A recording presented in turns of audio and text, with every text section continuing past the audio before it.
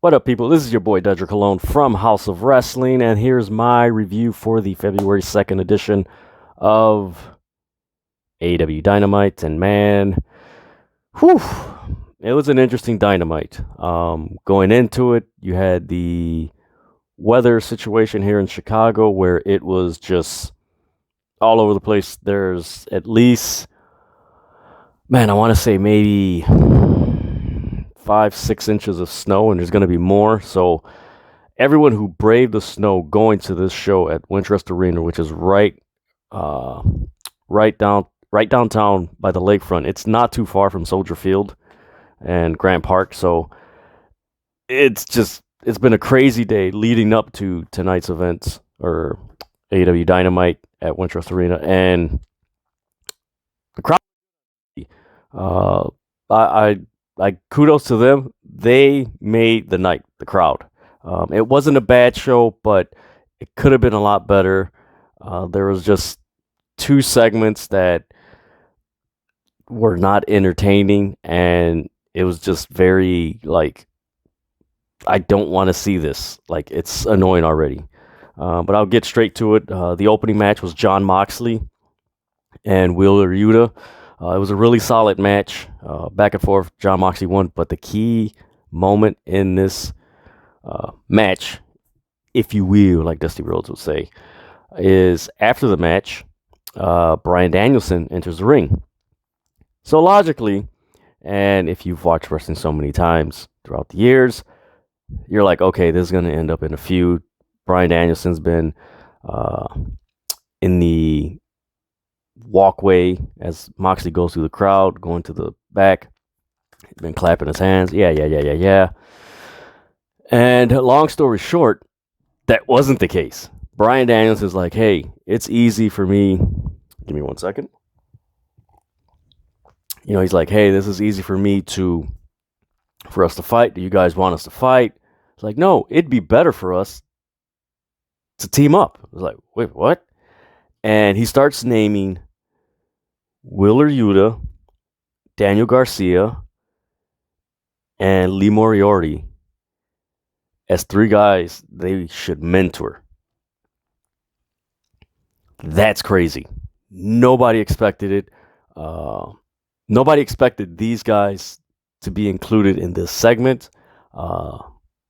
Ever since Daniel Bryan's come onto the scene, and he actually had that interview, I think, a couple months ago that he wanted to do a faction. And these were actually Daniel Garcia and Lee Moriarty were two guys that were mentioned in this faction. I'm interested to see where this is going. It would be awesome. The fact that Daniel Bryan wants to do something with Jon Moxley, it's either it's a setup for him to feud with Moxley, or him and Moxley are actually going to team up and mentor these guys, which is a cool dynamic going forward. I like it. I like what Daniel Bryan was mentioning. He's like, AEW, there's a cowboy. There shouldn't be a cowboy who's a world champion. There shouldn't be a dinosaur who's a champion. And there shouldn't be a vlogger as your champion. Basically talking about Hangman Page, Luchasaurus, and Sammy Guevara. So it's right away, it's like he just knocked all that. He knocked Wheeler Yuta was hanging around. He's like, he's with this guy who doesn't take wrestling serious, like Orange Cassidy. It's like, oh man, this is so good.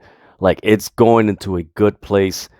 It was like, oh man, this is so good. And then right after this, you have Brandi Rhodes, and she's an awesome person. She's great. But where this segment went, your opening segment, phew, this segment, phew. I did not like this segment. I did not like it. I do not like the segments with Dan Lambert. However, I do like Dan Lambert's segments when he's with Lance Archer, and that was a cluster. Oh my God, it was later on, and I'll get to that later, but these segments really don't. There's nothing entertaining about it. It's like someone who's. It's like Twitter trolls trying to outdo each other. Like it just didn't click. Um, I just don't feel it. Like it's not there. You go from Moxley and Daniel Bryan, Bryan Danielson, talking about this faction that they should form to this. And mind you, this is already, I want to say, the second or third segment that has gotten negative backlash as far as, man, this ain't entertaining. Um, Dan Lambert goes into this, the sexist. He refers to her, her breast, and it's like, what? Like, it's just like outdated, like jargon that's not entertaining. Like, where is this going? Like, Ethan Page and um, Scorpio Sky should be doing more than having Dan Lambert be a lackey. Like, honestly, what Dan Lambert is doing to Ethan Page and Scorpio Sky is what Chris Jericho has been doing with Santana and Ortiz. Like, it's identical. But yeah, this segment, like, I know you guys who watch my reviews are like, whoa, how, like, the crowd just started chanting boring and shut the F up. That's how bad it was.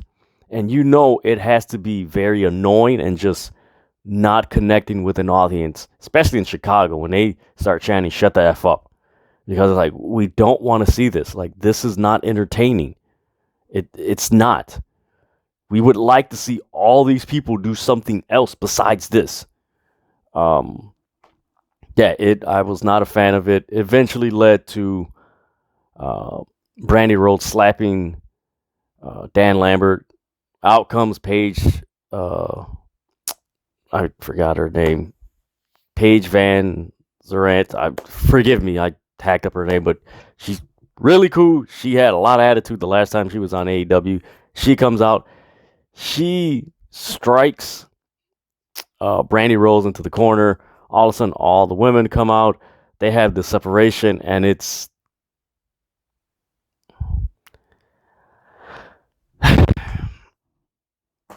is what it is. I mean, for that, they could have had a women's match. Literally, they could have had another women's match for that segment. Like, it just doesn't. I don't know, man. I tweeted it on the House of Wrestling Twitter account. Like, I don't understand what's AEW's fascination with Dan Lambert. When he first came on, it was cool. It was interesting. It was like, oh man, it's interesting. By him trying to be edgy, like, it's a turnoff because it's not edgy. Like, no, like, what do you like? No, this isn't, like, shut up. Like, get off TV, please, get off. So from there, we had a backstage segment with Hardy Family Office and Andrade. And you can tell with this, if you watch this segment, you could tell that they're eventually leading towards Andrade kicking out Matt Hardy, which is eventually going to lead to possibly a reunion of the Hardy Boys. And it was announced that we're going to get Isaiah Cassidy and Sammy Guevara on AEW Rampage. That should be a dope match. I believe they've wrestled before. I do commend AEW this in the last couple of weeks. They have been using a lot of younger talent on TV to get, you could say get over, but get more exposure and stuff like that. I really do like that. I commend them on that. The execution of it need a little bit of work on, but as far as the intent of getting them more exposure, I do like that. I do commend them for that. Then we had the match, which it was the match of the night up until this point. You had Malakai Black and Brody King versus Pac and Penta. This was a dope match. This was a fun match. This made up for the Brandi Rhodes, Dan Lambert segment, because this match got the crowd back into it. And they were just, man, they were into it so much, man. Just back and forth, nice offense. I recommend you guys watch this match back. Of course, Malakai Black Mist into Penta's mask, does his move, 1, 2, 3.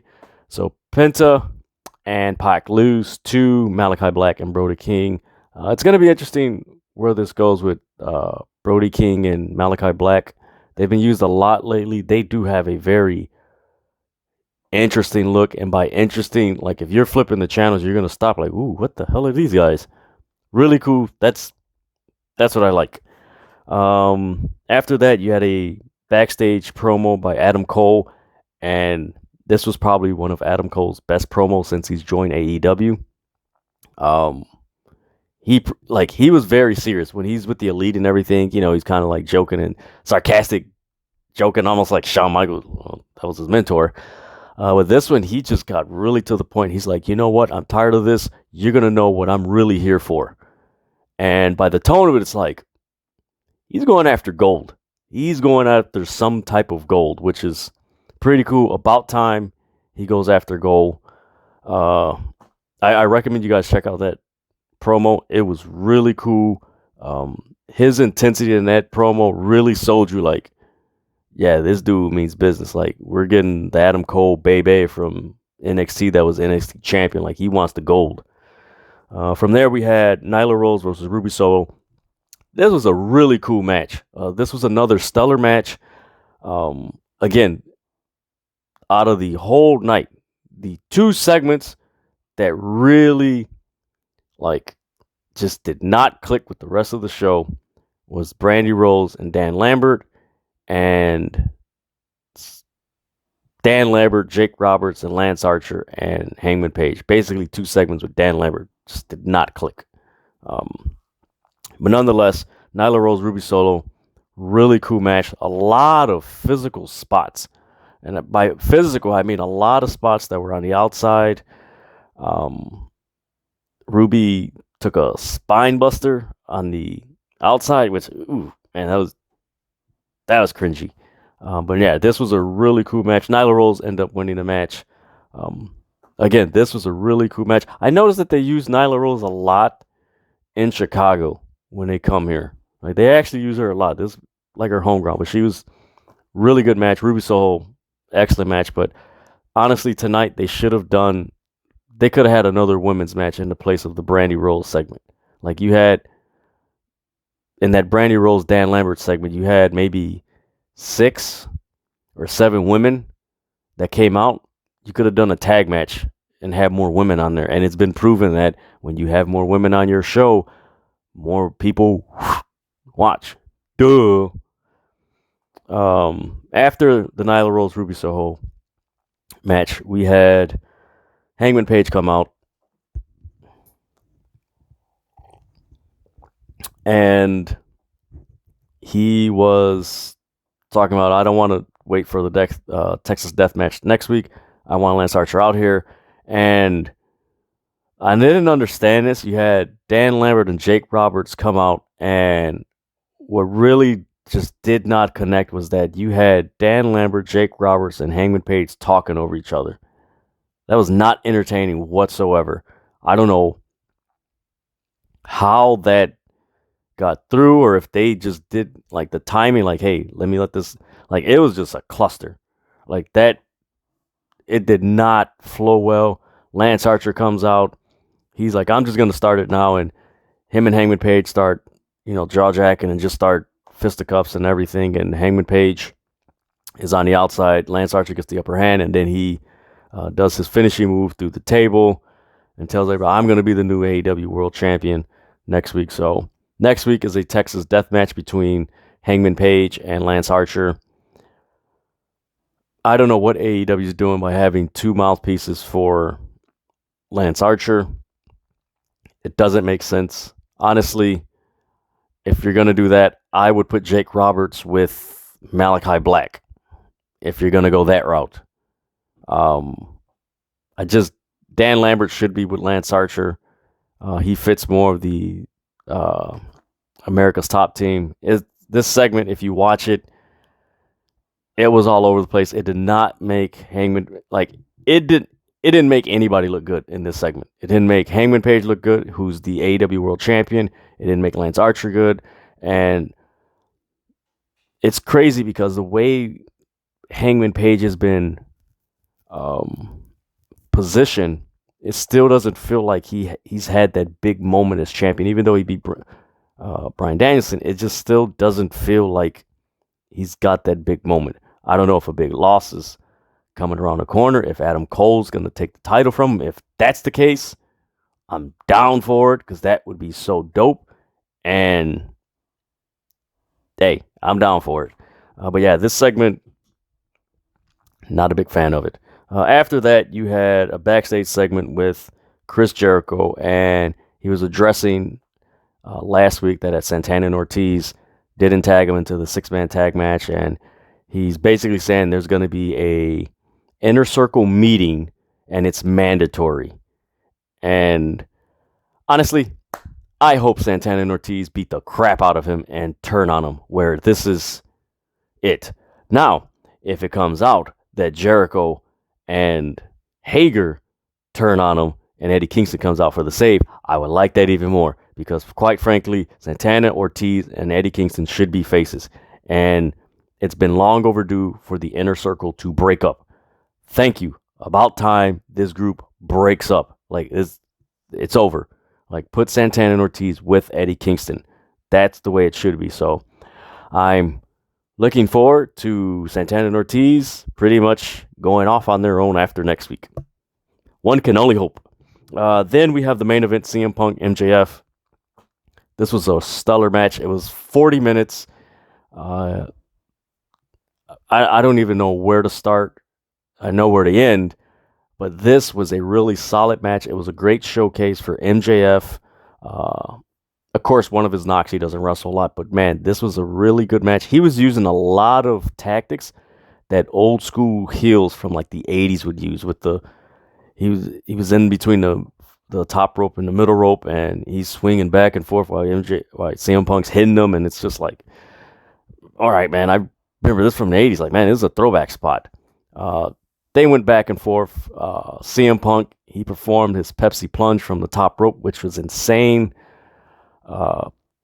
Man, this was a stellar match. MJF has had stellar matches when he's wrestled. He had a stellar match with Darby Allin back at Full Gear. Like, the brother can wrestle. He can talk, but he can wrestle. And towards the end of the match, he had this chain. He had it choked on CM Punk, which is very clever. And, like, man, this was so cool. He had it around CM Punk's neck, and then he puts his arm around it, and still he's pulling on it, and he chokes out CM Punk. So you can't see the chain, which is so creative. I commend him. That's an awesome spot. And the ref, rings the bell, like CM Punk dropped, passed out and everything, he tapped out.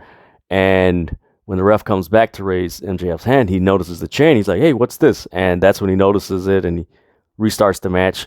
CM Punk and MJF, they're going back and forth, back and forth. Wardlow comes out. Wardlow, he comes face-to-face with CM Punk. He walks away. CM Punk throws him into the ring. And as CM Punk's trying to pin him and everything, MJF escapes and everything. On the replay, it shows Wardlow giving MJF the ring, punching out CM Punk. He covers him, 1, 2, 3. CM Punk gets his first loss in Chicago against MJF. Of course, there's shady circumstances, but this is so interesting where this is going to go. Honestly, like I've said before in past reviews of AEW Dynamite, this feels like it's headed towards a match at Revolution. Wardlow, again, we're still waiting for that turn when he just turns on MJF. He was giving him very interesting facial mannerisms. Like, yeah, I'm with you, but like, I got something up my sleeve. Like, it was real interesting how this played off, but I don't know. We'll see where it happens and where it goes. But yeah, it was a really cool AEW Dynamite show. If you take out both Dan Lambert segments, if you take those segments out, This was a really good Dynamite. But adding those elements, especially the way they were, it just did not. People aren't clicking with Dan Lambert. Like, people just don't want to.